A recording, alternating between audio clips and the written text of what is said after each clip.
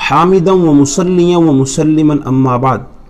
मुहियुद्दीन इब्न अरबी रहमहुल्लाह को सूफिया में एक ख़ास मकाम हासिल है। इसी वजह से उनके चाहने वाले उनको शेख अकबर कहते हैं। उन्होंने ज़ाते बारी ताला की पहचान के लिए एक नज़रिया पेश फरमाया जिसको वहदतुल वजूद कहते हैं। यहाँ वहदत से मुराद एक है और अल वजूद से मुराद ज़ात है। और इसकी तारीफ़ दरअसल इस नज़रिया की ये है कि इस कायनात के अंदर एक ही ज़ात ऐसी है जो अपने होने में किसी की मोहताज नहीं, और वो हकीकी ज़ात है। और इसकी तशरीह ये है कि अल्लाह रब्बुल इज़्ज़त के अलावा इस कायनात के अंदर जितनी भी मखलूक़ात हैं वो सारी की सारी अल्लाह की मोहताज हैं, यानी हकीकतन वो ज़ातें नहीं हैं। हकीकी ज़ात सिर्फ अल्लाह रब्बुल इज़्ज़त ही की है। और इसको हम अपनी रोज़मर्रा की मिसालों से भी बखूबी समझ सकते हैं। जैसा कि हम देखते हैं कि साया होता है, और साया हकीकतन तो कुछ नहीं है, वो तो दरअसल परताव है उस ज़ात का जिसका वो साया है। हकीकी ज़ात तो वही है। इसी तरह ये कुल कायनात जो है ये हकीकी तौर पर कुछ नहीं है, ख़त्म हो जाने वाली है। कुल्लु मन अलैहा फ़ान की मिस्दाक है। हकीकी ज़ात जो है वो खालिक कायनात ही की है। इस तरह हम आईना के अंदर जो अक्स देखते हैं तो अक्स की क्या हैसियत है? अक्स तो उसी की ज़ात के साथ है ना जो उसके सामने है। जब तक वो है तो अक्स है, वगरना वो नहीं है। हकीकतन तो अक्स की कोई हैसियत नहीं है। इसी तरह जो और मिसाल हम देखते हैं कि ज़हन के अंदर हम किसी शय का तसव्वुर बनाते हैं, वो शय बन तो नहीं जाती ना, वो एक हमारा तसव्वुर होता है। जैसे हम ख्वाब के अंदर कुछ देखते हैं तो हकीकतन तो वो सारा कुछ वैसे नहीं होता, बल्कि वो हमारा एक तसव्वुर होता है, हमारा एक वहम होता है। इसी तरह दरअसल अकीदा वहदतुल वजूद के अंदर इब्न अरबी यही बात बतलाना चाहते हैं। इसी तरह हम सराब के अंदर देखते हैं, जो कुरान पाक ने भी मिसाल बयान की है कि इंसान जब सहरा के अंदर खड़ा हो तो सूरज की रोशनी जब पड़ती है रेत के ऊपर तो दूर से ऐसे लगता है जैसे वहाँ पानी है। हकीकतन कुछ नहीं होता, वो नज़र का धोखा होता है। यानी हकीकतन जो इंसान है वो क्या है? वो ख़त्म हो जाने वाला है, वो मिट जाने वाला है। ये है दरअसल इस अकीदा की जान और बुनियाद। इस तरह हम देखते हैं कि अगर एक शख्स ने हाथ के अंदर आग पकड़ी है और उसे वो जोर जोर से घुमा रहा है तो दूर से देखने वाले को लगेगा कि जैसा कि आग का पूरा दायरा है। हकीकतन दायरा नहीं है, वो सिर्फ देखने वाले को ऐसा महसूस होता है। जैसे हम पंखे को देखते हैं कि असल तो उसके पर हैं, लेकिन जब वो अपनी कुव्वत के साथ घूमता है तो हमें ऐसे लगता है कि जैसे वो दायरा है पूरा, हकीकतन नहीं होता। तो ये है दरअसल नज़रिया वहदतुल वजूद कि हकीकतन सिर्फ एक ही ज़ात मौजूद है जो कि मौजूद थी, है और रहेगी। बाकी जितनी भी ज़ातें हैं सारी वो सारी मोहताज हैं, और एक वक्त ऐसा था कि वो नहीं थी और फिर एक वक्त ऐसा आएगा कि वो नहीं होंगी। लिहाजा हकीकी तौर पर एक ही ज़ात है। और यही दरअसल हमें अल्लाह के कलाम ने बयान फरमाया है, जैसा कि आयतुल कुर्सी में हम पढ़ते हैं, अल्लाहु ला इलाहा इल्ला हुवल हय्युल क़य्यूम। ये अल क़य्यूम जो है वो अल्लाह की सिफत है, और इससे मुराद यही है कि वो ज़ात ऐसी है जो कि खुद ही कायम है। उसके कायम होने के अंदर कोई और ज़ात का दखल नहीं है, वो किसी और की वजह से कायम नहीं है बल्कि खुद ज़ाती तौर पर कायम है। यही दरअसल सूरतुल इखलास का खुलासा है कि लम यलिद वलम यूलद, वो किसी की वजह से नहीं है, वो खुद है। वलम यकुल लहू कुफुवन अहद, और उसका कोई भी हम पल्ला इस कायनात के अंदर नहीं है।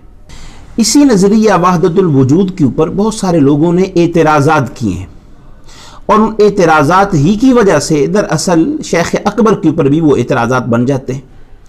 एक एतराज़ तो मुअतज़िलीन ने यह किया है कि अगर कायनात का एक ही वजूद समझ लिया जाए तो फिर तो ये वो हिंदुओं वाला अकीदा हो जाएगा कि जो इस कायनात का बनाने वाला है वो इस कायनात के हर मखलूक के अंदर हुलूल कर गया है, बीच में चला गया है।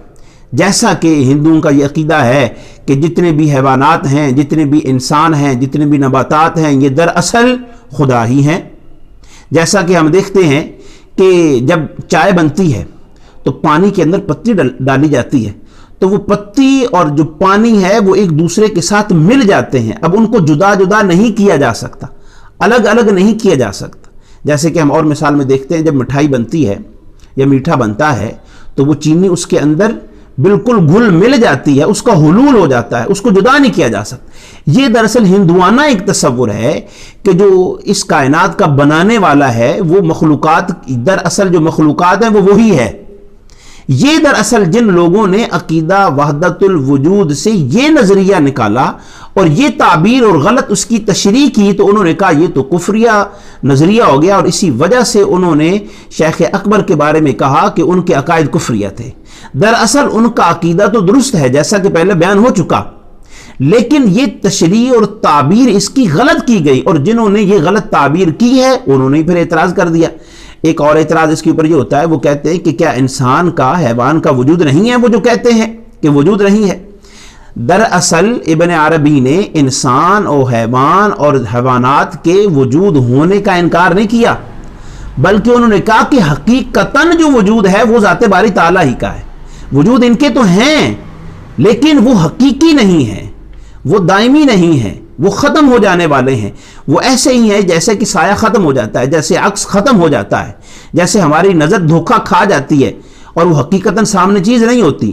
وجود کا انکار نہیں کیا، اس کے حقیقی ہونے کا انکار کیا ہے کہ یہ جو مخلوقات کے وجود ہیں یہ حقیقی نہیں ہے۔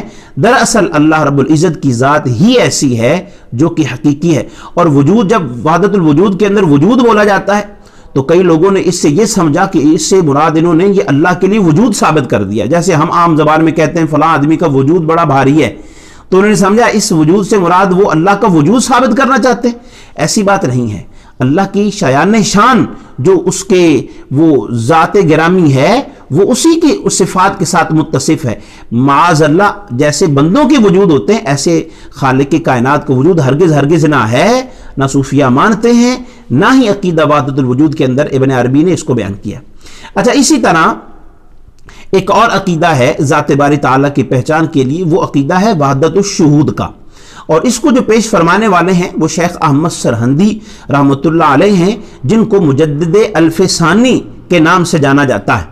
مجدد الف ثانی یعنی دوسرے 1000 سال کے مجدد۔ یہ دراصل 10ویں صدی کی ہجری کے اختتام اور 11ویں صدی ہجری کے آغاز کے اندر تشریف لائے، جبکہ یہاں ہندوستان کے اندر وہ اکبر بادشاہ کی حکومت قائم تھی اور اس نے دین الہی کو جاری کرنے کی کوشش کی، تو ان کے سامنے جو دراصل بند باندھ کے کھڑے ہوئے اور دین کی درست تعبیر کو بیان کیا، وہ دراصل شیخ احمد سرہندی مجدد الف ثانی علیہ کی رحمہ ہی کی ذات گرامی تھی۔ مجدد الف ثانی نے اللہ رب العزت کی پہچان کے لیے جو نظریہ پیش فرمایا وہ اس کو وحدت الشہود کہتے ہیں۔